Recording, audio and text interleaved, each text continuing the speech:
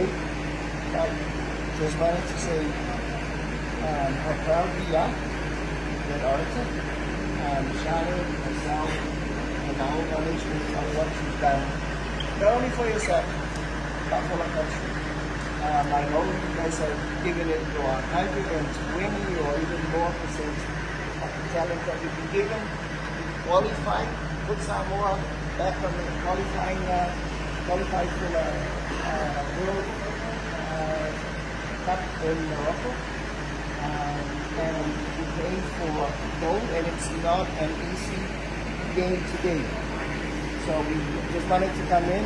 I know Charlotte is somewhere in town, but she told me make sure you go and wish the girls and the team all the best for today. So on that, we want to wish you guys all the best. Have fun. Have fun. And please don't get injured. Because you need to talk nicely after. And with management's permission, I think we can give you guys some ice cream. No, yes, no. But we will work with your coach and your manager and see what we can give to treat for you guys. You guys leave tomorrow. So play hard, stay safe, and enjoy. All the best.